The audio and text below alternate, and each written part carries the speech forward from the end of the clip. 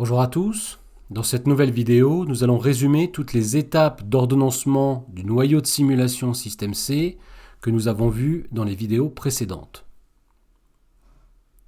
Rappelez-vous que le noyau de simulation système C est composé de différents états qui sont l'élaboration, l'initialisation, l'évaluation et un état permettant de prendre en compte la gestion du temps, c'est-à-dire avancer le temps au cours de la simulation.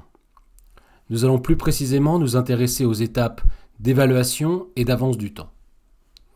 D'autre part, nous avons vu précédemment que les processus font partie de différentes listes, à savoir la liste des processus prêts à être exécutés, les processus bloqués en attente d'un événement et le processus qui est en cours d'exécution.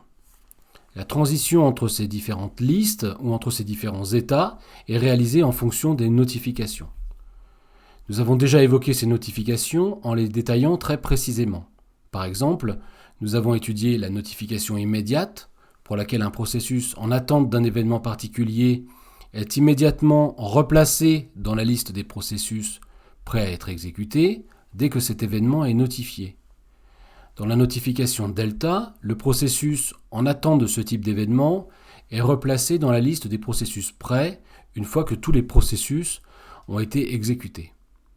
Finalement, la dernière notification que l'on appelle la notification timée est un petit peu plus compliquée et impose au noyau de simulation de mettre à jour le temps de simulation en fonction des notifications des différents événements. Si l'on résume globalement le fonctionnement du noyau de simulation système C, nous pouvons le découper en différentes étapes. La première étape est l'étape d'initialisation. La seconde étape, l'étape d'évaluation.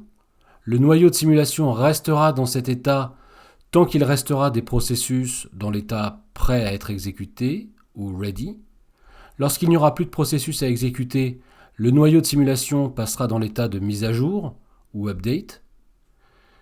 S'il existe des processus bloqués en attente d'un événement delta, ces processus sont alors repositionnés dans la liste des processus prêts à être exécutés et l'étape d'évaluation est à nouveau réalisée jusqu'à ce qu'il n'y ait plus de processus à exécuter.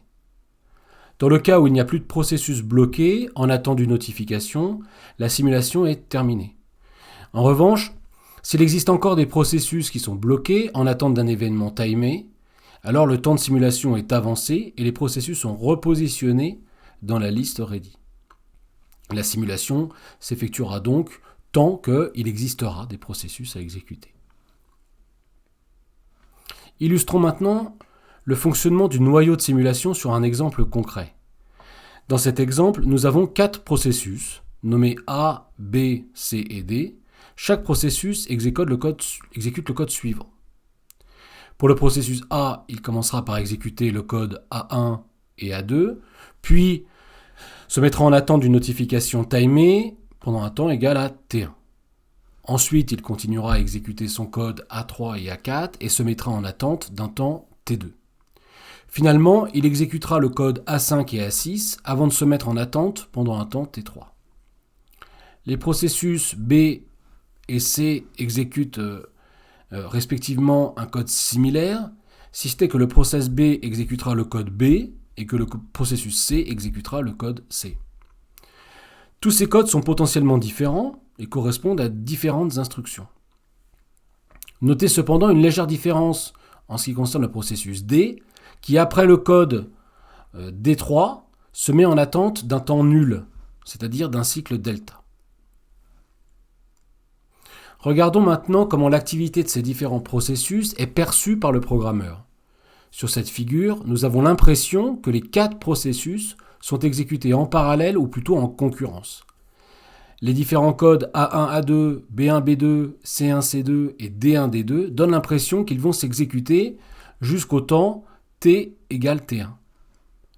Après T1, les différents codes A3, A4, B3, B4, C3, C4 et D3, D4 vont s'exécuter simultanément, ou du moins en donnent l'impression. Notez là encore le cas particulier de D4 qui, je vous le rappelle, devait s'exécuter après un temps nul. C'est bien ce que nous constatons ici puisque D4 s'exécute juste après D3. Finalement, après le temps T2, les autres codes des différents processus vont s'exécuter jusqu'en T3. Là encore, le code D4 donnera l'illusion de s'exécuter jusqu'au temps T égale T3. Si l'on regarde maintenant de plus près ce qui se passe durant la simulation et notamment l'activité réelle, nous constatons que les différents codes des différents processus s'exécutent en réalité en un temps nul. Seul le simulateur et sa capacité à avancer le temps de simulation nous donnent l'illusion que les différents processus s'exécutent pendant un certain temps qui est non nul, ce qui n'est pas le cas en pratique. Finalement, si l'on regarde encore de plus près, nous voyons que les processus qui semblaient avoir une exécution concurrente sont en fait exécutés par le noyau de simulation de manière séquentielle. C'est-à-dire que le noyau de simulation système C va venir exécuter les différents processus de manière déterministe, les uns après les autres, s'il n'y a qu'un seul processeur comme support d'exécution du simulateur. Dans l'exemple que nous voyons sur la figure, au début de la simulation, le noyau de simulation décide d'exécuter le processus B. Ensuite, il choisira d'exécuter le processus A, puis le C, puis le D. La sélection des différents processus dans la liste des processus prêts continuera tant que la simulation sera effective. Donc voilà pour le récapitulatif du fonctionnement du noyau de simulation en système C. Je vous remercie d'avoir regardé cette vidéo et vous dis à très bientôt.